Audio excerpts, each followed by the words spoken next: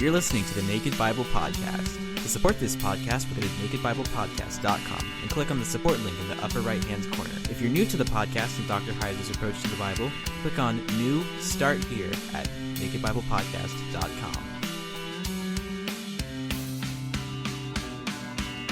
Welcome to the Naked Bible Podcast, episode 73, Leviticus 10. I'm your layman, Trey Strickland, and he's the scholar, Dr. Michael Heiser. Hey, Mike, how you doing this week? Very good, very good. Glad to be back and to jump into Leviticus again. Yeah, I'm excited about Leviticus 10. We got some action on this one. Yeah, I've actually heard from a few people that are enjoying Leviticus, so I can't diss it. Can't diss it anymore. Got to get away from that. No, I mean there's a lot to it that people don't touch these types of books. So I'm glad we're doing it because it's somebody has to. Yeah, somebody has to. I mean, the first time I read it, it's just you just don't absorb it. You just kind of skim through it because it's just so in depth and it doesn't apply. It's just not practical. So there's a lot of people that just don't focus on Leviticus more than just reading it and moving on. Yeah, I got to get through it so I can say I read the Bible. Exactly. Yeah, I know. Well, here in chapter 10, if listeners can recall, this follows the ordination of Aaron and his sons. Last time we talked about, some of the priestly garments and the ceremony associated with, consecrating them and making sure that the tabernacle and the people who minister in the tabernacle were expunged of impurity, again, decontaminated, that sort of thing. And right on the heels of that, we get chapter 10. And we're sort of prepped for this by verses 23 and 24 of the preceding chapter 9. So I'm going to read those. It says, Moses and Aaron went into the tent of meeting, and when they came out, they blessed the people. And the glory of the Lord appeared to all the people. And fire came out from before the Lord and consumed the burnt offering and the pieces of fat on the altar. And when all the people saw it, they shouted and fell on their faces. So here we have, again, this phrase, before the Lord, which we're going to talk about again. It refers to the immediate presence, which we know, again, from preceding material and other biblical passages, was the Holy of Holies inside the tent. So somehow fire comes out, through the structure and the apparatus of the tabernacle, consumes the offering, and basically it's a signal that everything's okay, everything's decontaminated, we're all set to go. And then we move into chapter 10, and sort of to emphasize the necessity of precise, complete compliance with all of the ritual laws that we've read about up to this point, and maintaining, again, this decontaminated status. This chapter preserves a brief story, a brief episode of the death of two of Aaron's sons, Nadab and Abihu, because they do something improper. They make an improper incense offering, and they are struck down by God's fire. So as we look at the chapter, there's actually four things going on here. You have the death of these two men, and prematurely, obviously, in the first 7 verses. And then you get some regulations about prohibiting priests from consuming alcoholic or intoxicating beverages prior to officiating in the ritual, in the cult, in the tabernacle. And some people, because that's verses 8 through 11, some people assume that because we have those 3 verses follow the Nadab and Abihu tragedy, that Nadab and Abihu were drunk. Yeah, I don't take that view. I think there's nothing in the text that can actually make that direct accusation, but there's still a logic to the beverage prohibition. We'll get to that. And then after verse 11, you have sort of a restatement of the requirement that priests eat the portions of the sacrifices that they're allowed to eat within specified areas, again, of sacred space, of the holy ground that is the tabernacle complex. And then lastly, the chapter ends with Moses' instructions to Aaron and a little bit of a problem regarding the disposition of the sin offering that had been brought by the people as part of the dedication of the tabernacle. And we'll get to what the problem was there, and an explanation that Moses accepts, that some wonder if it's really satisfactory or not, but we'll get to that. But essentially what you have happen in this chapter is you have an object lesson of the importance, in other words, God's ultra low level of tolerance for contaminating sacred space and for not going through the proper procedures. And then you also have sort of supplemental content to that to remind the priests, okay, to do your duties correctly and to not mess up Don't drink alcohol before it's your turn to officiate. Make sure that you eat, the proper portion of the sacrifice, and not only that, but eat it where it should be eaten. Again, there's just these little sort of re-emphasized stipulations, because the lesson is pretty simple. Don't be like Nadab and Abihu, or else you're going to wind up dead. I was going to say toast. I guess almost literally they were toast. But that's the big lesson. Just reminding you of their example. Don't be like this. Don't let this happen to you. So let's jump in here to the actual violation here, and I'll read the first few verses here of chapter 10. It says, "Now Nadab and Abihu, the sons of Aaron, each took his censer and put fire in it and laid incense on it and offered," the ESV has, "unauthorized fire before the Lord, which he had not commanded them. And fire came out from before the Lord," there's that phrase again, "and consumed them, and they died before the Lord. Then Moses said to Aaron, 'This is what the Lord has said. Among those who are near me, I will be sanctified, and before all the people, I will be glorified.' And Moses called Mishael and Elzaphan, the sons of Uzziel, the uncle of Aaron, and said to them, 'Come near, carry your brothers away from the front of the sanctuary and out of the camp.' So they came near and carried them in their coats out of the camp, as Moses had said." Again, they're trying to avoid touching a corpse, which would contaminate them. "And Moses said to Aaron and Eleazar and Ithamar his sons, 'Do not let the hair of your heads hang loose, and do not tear your clothes, lest you die, and wrath come upon all the congregation. But let your brothers, the whole house of Israel, bewail the burning that the Lord has kindled. And do not go outside the entrance of the tent of meeting, lest you die. For the anointing oil of the Lord is upon you.' And they did according to the word of Moses." Now, those are the first 7 verses, and sort of what's memorable about this chapter. Again, some of these instructions can basically be summed up into: don't mourn. Don't do some of the mourning things, go to your house and rip your clothes and all that kind of stuff. You stay right here and you don't do any of that. So we'll get to that as well. But let's go back to the beginning of the passage, where the 2 sons of Aaron take the censer and put fire in it. It's a term that just means coals of fire, and lay incense on it. So they're going to sprinkle something on it, of course, to create, the not only the scent, but also the smoke, for the burning incense. But they offer, quote, unauthorized fire. More literally, it would be strange fire. I think that's the way the King James renders it. They offer unauthorized fire before the Lord, which is a good translation because of the following line, which he had not commanded them. So they do something that they were not commanded to do. It sort of befuddled people, and it is sort of a somewhat difficult scene to sort of figure out, what exactly did they do? The Hebrew here is Eish Zarah, alien fire, strange fire. Again, unauthorized is a translation that picks up on the line that follows. And it's legit because they weren't commanded to do it. So the difficult word, Eish, fire, is clear, something that's burning. The difficult word is Zarah. So why is this act, again, why is this burning of incense here, why is it alien or unauthorized? The text doesn't really specify the offense committed by the 2 priests, but it just says that they do something that had not been specifically ordained. In other words, it wasn't part of the procedure. Now, again, the apparent, I think, again, there's a way to sort of construct an answer here, and that's what I'm going to try to do. I'm going to go through some other passages and look for some of these parallel phrases, because I think if we do that, an answer sort of emerges as to what they did, what was offensive. And I think, again, generally speaking, we could say that what they do wrong was that Nadab and Abihu penetrate too far into the sanctuary. In other words, they went onto sacred space designated for the high priest, in accord with a specific procedure. And they also could have brought, coals for burning incense from an incorrect source, where the coals were actually taken from. But I think the one thing that's more apparent is that they're doing something that the high priest was supposed to do, and therefore was not prescribed to them because they're not the high priest. And that procedure required them to penetrate too far into the sanctuary, into the sacred space. And that's what they did wrong. At least that's a sort of a core aspect of it. And the way you get that is to look at a parallel reference to this episode in Leviticus 16, 1 through 3. So I'm going to flip over there quickly and read the first 3 verses here of Leviticus 16. It says, "The Lord spoke to Moses after the death of the 2 sons of Aaron." So again, this scene is in retrospect. "When they drew near before the Lord and died.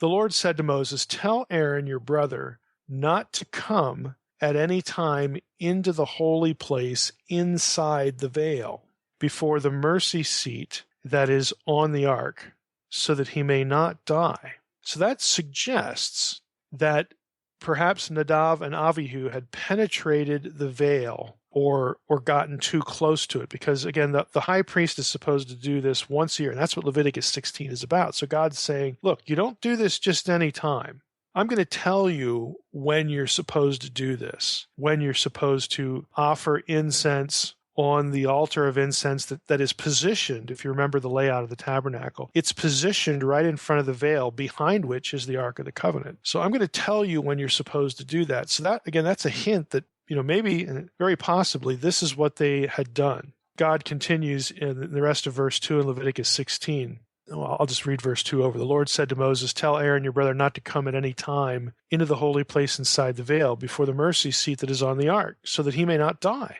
For I will appear in the cloud over the mercy seat. Verse 3, but in this way Aaron shall come into the holy place. Now this is how he should do it. With a bull from the herd for a sin offering and a ram for a burnt offering. And then it continues. So procedurally, not only is it the high priest that's supposed to go to this point and do a certain thing on a certain day of the calendar, but before doing it, you've got to bring the proper offerings, again, to decontaminate yourself and to sanctify the area. And there's no record of Nadab and Abihu preceding, doing that, to preemptively prepare the space or themselves for, again, penetrating that far into the sanctuary. And even if they had done it, they're the ones they're not the ones supposed to be doing it. So they still would have created a problem. They still would have transgressed. But again, Leviticus 16 gives us a bit of an idea. If you continue on in Leviticus 16 without getting too much into the content, because we'll hit obviously Leviticus 16 at some point in the podcast, it says this in verse 11. Aaron shall present the bull as a sin offering for himself, and shall make atonement for himself and for his house. Again, that, in effect covers everybody, the priesthood, at least descended from Aaron. And he shall kill the bull as a sin offering for himself. And he shall take a censer full of coals of fire from the altar before the Lord, and 2 handfuls of sweet incense beaten small, and he shall bring it inside the veil. So here we have a specific location for the coals that they should be taken from this altar, this location, and then brought in, again, penetrating the sacred space to this point. Again, we don't see anything like that in Leviticus 10. It just says that Nadab and Abihu, the sons of Aaron, each took his censer and put fire in it, coals of fire, and laid incense on it. Okay, and they offered unauthorized fire before the Lord, which he had not commanded them. So again, here in Leviticus 16, we have a specific procedure that mentions where you get the coals, what you're supposed to do. You're supposed to precede your presence there with the blood offering and all this kind of stuff. And again, going back to Leviticus 16, after the proper procedure, verse 13 says, he shall put the incense on the fire before the Lord, that the cloud of the incense may cover the mercy seat that is over the ark of the testimony. Why? So that he doesn't die. So you have this phrase, so that he may not die, repeated twice in Leviticus 16, and the context of Leviticus 16 as it opens is what happened to Nadab and Abihu, because that's the way Leviticus 16 opens. The Lord spoke to Moses after the death of the 2 sons of Aaron. Basically, okay, here's what they did wrong. Here's you don't just go in any time and by implication any way, but this is the way. Verse 3, Aaron shall come into the holy place. So I think it's a really strong suggestion that this is the problem with Nadab and Abihu, the penetration and the violation of the procedure. And of course, they weren't the ones supposed to be doing anyway, so they weren't the ones commanded to do this. So I think that is what's going on here. Now, yet another parallel passage that again sort of alludes to some of these things in Exodus 30, verses 1 to 10. Let's read a little bit of that. It says, Exodus 30, starting in verse 1, you shall make an altar on which to burn incense. So now these are the instructions about building the altar of incense that we just read about in Leviticus 16. You shall make it of acacia wood. It's this long, it's this wide. We get the dimensions and all that. And it says in verse 6, and you shall put it in front of the veil that is above the ark of the testimony, in front of the mercy seat that is above the testimony, where I will meet with you. So we know that's where it's positioned. Verse 7, and Aaron shall burn fragrant incense on it. Every morning when he dresses the lamps, he shall burn it. So he can burn incense on it, just on that. But when there's only one time a year when he's actually going to move beyond the veil, and incense is involved in that, but also, again, sanctifying the presence through the blood offering. Again, it's just a little hint that sort of helps frame the discussion of Leviticus 10, that in verse 9 in Exodus 30 actually says, you shall not offer unauthorized incense. Ketoret zara. There's that word zara again. Again, the incense altar that's right in front of the veil, which obscures the ark from vision and frankly from your presence. That's only supposed to have incense burned on it in a certain way, with coals from a certain place, by a certain person. And again, you take all this back to Leviticus 10, I think it does frame the issue there. So I would say that Nadab and Abihu penetrate too far into sacred space that was meant only for the high priest. And not only had they not gone through the purification procedure that we just read about in Leviticus 16, but they also kind of assumed they could do his job to offer incense, quote, before the Lord. Now, let's take a look at that language too. I want to say a little something about the before the Lord language. We read in verse 2 of Leviticus 10 that the fire that killed Nadab and Abihu came out from before the Lord. So the language before the Lord is the same as occurs in these related passages for the space at the veil where the altar of incense was. Curiously, though, the fire that emanated from the Lord's presence killed Nadab and Abihu after the fact of their violation. In other words, after they'd gone back out of the holy place, like right after they get out of the tented area. That's either how we would read where they find the bodies, or they are struck with fire on the spot before the Lord, and they manage to get out of the tented area, and then they die, outside the area, because that's where the corpses are picked up. Their bodies are removed from, quote, in front of the sanctuary. So either they're struck with fire on the spot and they make it out, or God strikes them as soon as they leave the tented holy area. Again, there's a little bit of an ambiguity there, but the fire, again, originates from the divine presence. That much is clear. So it suggests, again, that the death and the corpse would actually took place in its, in finality terms, outside the holy tented area, the holy place. And then, of course, part of that is the most holy place, the inner sanctum. And that kind of makes sense, because a corpse would have defiled, any sacred space, but it sort of removes death, at least in terms of the corpse, from the most holy area. Because we talked about this before with loss of blood and seminal emissions and things like that. Yahweh, again, predominantly speaking, was associated with life, not death. Now, it was very clear that Yahweh had power over life and death. Again, work in both directions there. But he was the God of the living. He was the source of life. He was the creator, that kind of thing. So it could be, again, this is a bit speculative, it could be that the fact that they don't have to be picked up, the corpses don't have to be picked up in the actual tented holy place, might have been, again, sort of theological messaging that, especially if God waits, till they get outside to zap them, that this notion of, I have to punish this violation, but I'm not a God of death. I'm a God of life, and I don't want death to be associated with, with me. I'm the living God, and that sort of thing. So it could have had a sort of a peripheral object lesson other than the main object lesson, that don't screw up. Don't screw up the procedures. Don't presume to usurp duties of the high priest, so on and so forth. So who's the lesson for? There's an interesting phrase here that I think has kind of an interesting application for us, and that is in verse 3. It says, "Then Moses said to Aaron, this is what the Lord has said, quote, among those who are near me, I will be sanctified, and before all the people, I will be glorified." And Aaron held his peace. So there's a distinction here between the people generally, that they're going to get the message and they're going to fear God. I will be glorified. But then there's this other group, those who are near me. Okay, among those who are near me, I will be sanctified. And of course, it's a reference to the priest, the priesthood. That again, my presence needs to be protected from you, because you will profane it. You are lesser.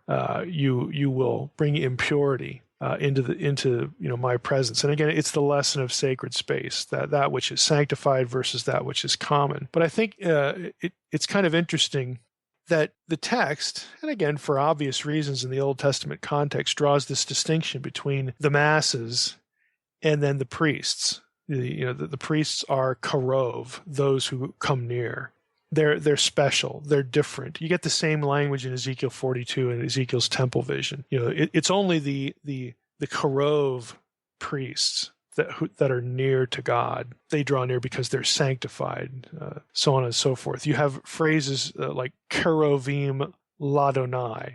Those who draw near to me shall eat the holy offerings, again, in Ezekiel and different passages. So again, this distinction between priesthood and laity is what I'm getting at here, because now, again, think about it. Put yourself in the mind of a first century Jew who knows the system and had been taught about the distinction between the priesthood and the laity. We don't have that anymore.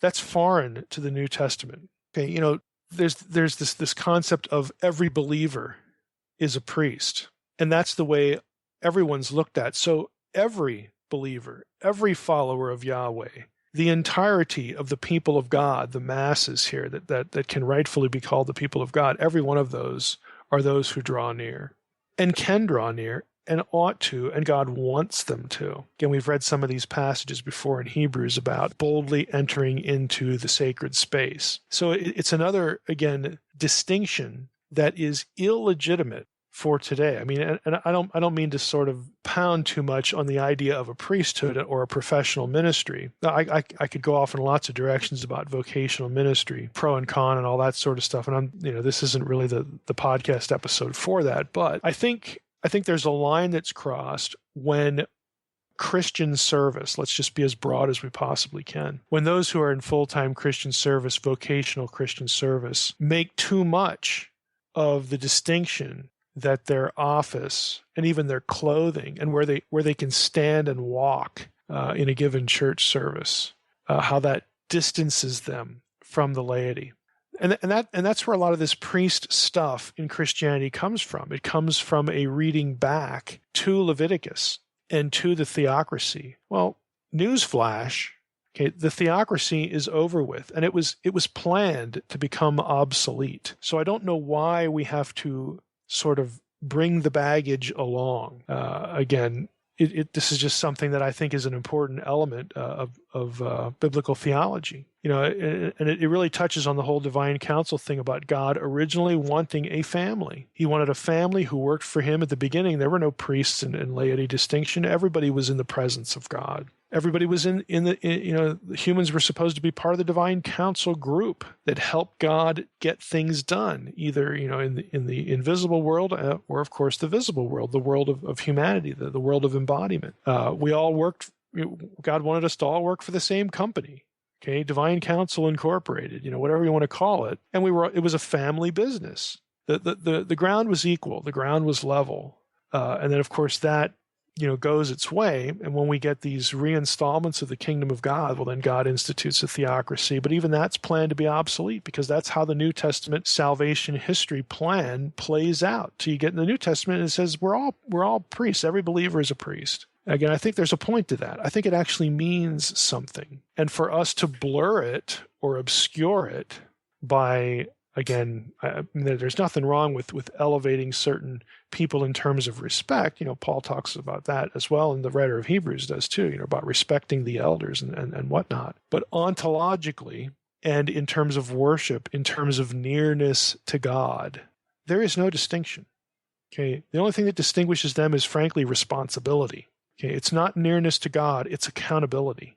And I think when we get away from that, when we start to, again, professionalize the ministry or super sanctify it, we're getting away from an important element of New Testament theology and, frankly, biblical theology. So in verse 4, going back to Leviticus 10 here, we read verse 4 about carrying the bodies in their coats and so on and so forth. And again, that was done. That was necessary to avoid contamination. And it's also necessary for Aaron's cousins to remove the bodies of the dead priests, because the two remaining sons of Aaron, Eleazar and Ithamar, had just been consecrated as priests. And so they can't be the ones to carry the corpses out, because what happens if they defile themselves? Well, who's going to do the priestly stuff? Because Nadab and Abihu are dead. So again, we get the cousins here in on the act, to take care of the problem.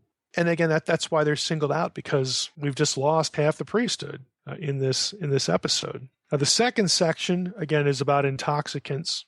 In verse 8, we'll just read that. The Lord spoke to Aaron, saying, drink no wine or strong drink, you or your sons with you, when you go into the tent of meeting, lest you die. It will be a statute forever throughout your generations. Now, again, this has been read as having something to do with Nadab and Abihu. And I'm not saying that can't be the case. I'm just saying I think a better case is to go to Leviticus 16 and say the problem was, penetrating too far and not doing the proper procedures and usurping something that was for the high priest. And you could say, well, maybe they were drunk. Maybe that's what led to those bad decisions. Okay, you could say that. I don't think that is the explanation, though, which on occasion you'll read. But just generally, intoxicants, alcoholic beverages are forbidden to the priest precisely because drinking them would impair their abilities, their faculties, their ability to perform their tasks. They would not be able to do what they needed to do, or they might be blinded or their senses dulled to distinguishing between the sacred and the profane, and whether it's an object or some place they're supposed to walk or not walk. Again, this is just a precautionary note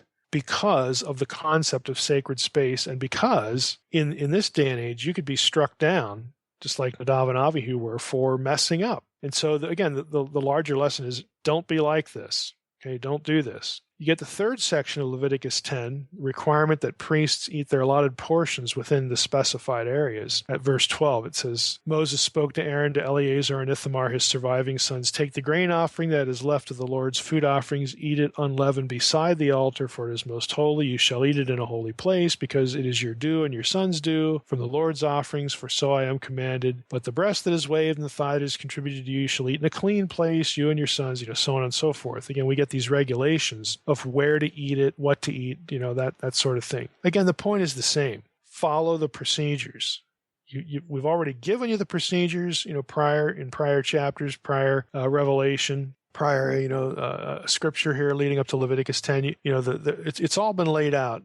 So follow the rules. Don't violate sacred space. Now, you'd think, that would sort of be the end of it, but the chapter actually doesn't end there. It ends with sort of a little kind of mini episode that, was possibly another close call, but, it was averted. So let me just read that, and we'll finish up here in Leviticus 10. Verse 16 says, Now Moses diligently inquired about the goat of the sin offering, and behold, it was burned up. And he was angry with Eleazar and Ithamar, the surviving sons of Aaron. I love that line. These are the only ones that are left, and now Moses is mad at them. Like, 17, why have you not eaten the sin offering in the place of the sanctuary, since it is a thing most holy and has been given to you, that you may bear the iniquity of the congregation to make atonement for them before the Lord? Why haven't you followed this procedure? Behold, its blood was not brought into the inner part of the sanctuary. You certainly ought to have eaten it in the sanctuary as I commanded. And the answer is, verse 19, Aaron said to Moses, Behold, today they have offered their sin offering and their burnt offering before the Lord, and yet such things as these have happened to me. If I had eaten the sin offering today, would the Lord have approved? And when Moses heard that, he approved. He was okay. Now, the point is, there's a reference here back to the rule, which is in Leviticus 6, okay, about bringing the blood inside the sanctuary and so on and so forth, okay?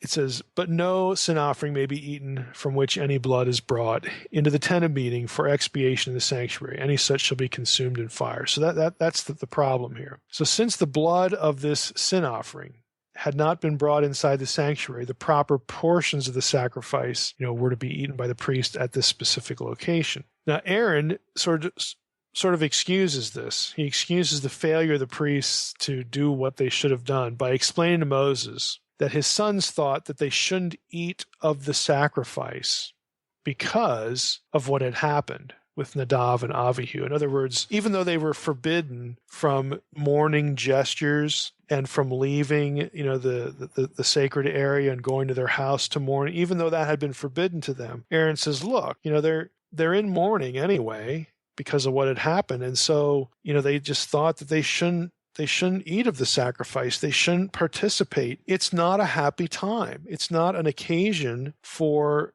having sort of a celebratory meal with God.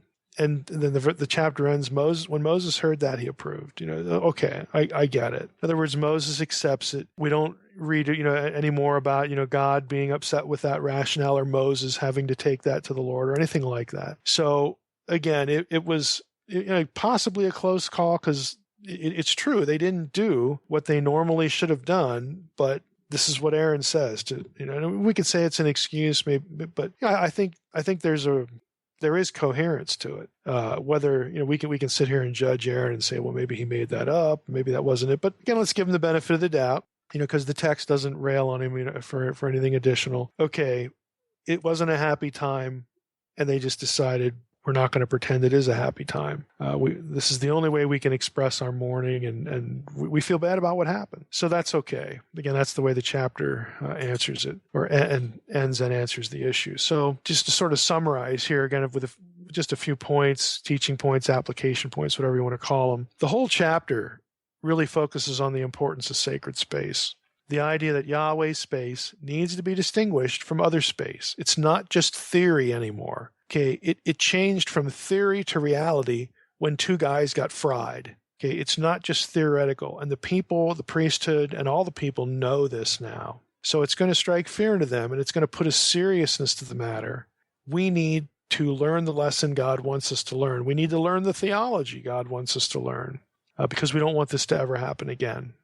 And again, that's the point that's reinforced by the chapter. Again, it's a good life lesson. Why keep repeating the same sorts of errors in our own Christian life? And, we know what we're supposed to do and we don't. Well, sometimes God, has to let us suffer. Sometimes it has to hurt for the lesson to sink in. And again, that's sort of the point of Leviticus 10. The second thought, again, even though we don't need or have a physical temple, sacred space can still be violated. And you say, well, where do you get that, Mike? Well, in 1 Corinthians 11, remember, this is the Lord's Supper chapter. Paul says, because of something you're doing in connection with the Lord's Supper observance, some are sick and some have died prematurely. So the implication is that God is holding people accountable in some way for some offense in 1 Corinthians 11. And if any of you have ever gone up to my blog and, read my take on what's going on there, I don't think it's about unconfessed sin. I think it's about what Paul actually tells us in the context, that some of the poor are being mistreated. They used to have a celebratory feast, a love feast, in conjunction with observing the Lord's Supper in New Testament times. And Paul's big gripe is, look, those of you who don't need the food, you have enough. You're crowding out the poor, or you're neglecting them, or you're doing something where they're not getting enough to eat, but you're just sort of filling your faces at this thing, and that just isn't right. If you want to have a meal, go home, because you have the goods, you have enough, but some people don't. And so this is really a blessing to them to be able to eat a full meal like this, shared goods again. And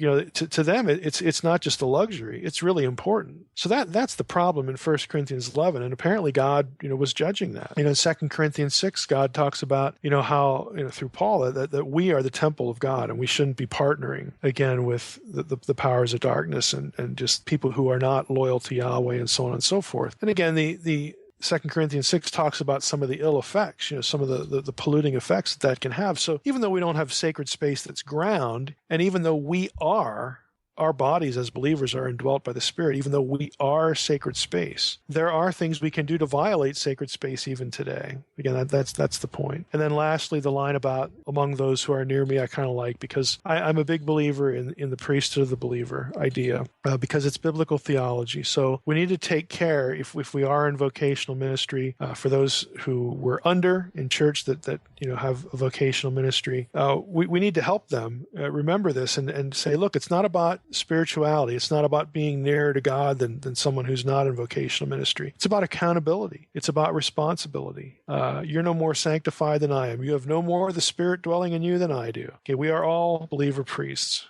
Okay, we can all be ones that draw near to the Lord. It's not about, again, spirituality or standing before God. It's about these other things, accountability and responsibility. So I think we can take some good lessons from Leviticus 10. It's an interesting chapter, but also I think a fairly practical one too.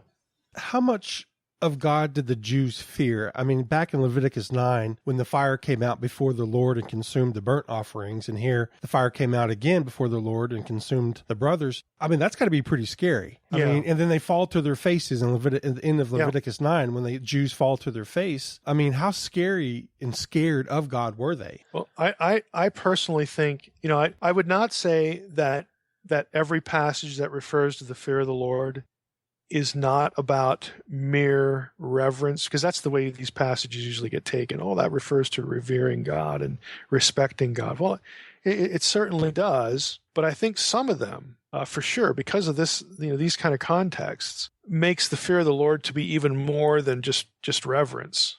That they're living at a day and time when God could directly intervene and make a point like this. And I think they did, especially the nearer you were, I think, to the Mosaic period, the more prone you probably would have been to something like this. And I'm not saying these sorts of things didn't happen later in Israel's history. They did. But I think that was part of it, that there was legitimate concern about your bodily well-being if you were out of step with God, that would have been part of the way you process that, or at least should have. And I think a lot of the godly Israelites would have, that God can judge us this way. And the New Testament, this actually isn't foreign. I mean, like John says, there is a sin unto death. In other words, there's a point at which, when if you persist in sin, God is no longer interested in forgiveness, or that kind of process. God has to intervene and say, okay, we're past the point of no return. I need to take this believer. They're still a believer, but I need to take this believer home, because John is writing that to Christians. I mean, there is this sense of this. The writer of Hebrews, it's a fearful thing to fall into the hands of the living God. Now, you could say, well, that's about eschatological judgment, and it sort of is, but there's still this sense that God will act. You're not going to, it's not just theory, it's not just passive, that sort of idea. 1 Corinthians 11, I think, is a good case, where there apparently is, some sort of judgment going on because of what they were doing. This is not foreign to the New Testament. Look at, we went through Acts, Ananias and Sapphira.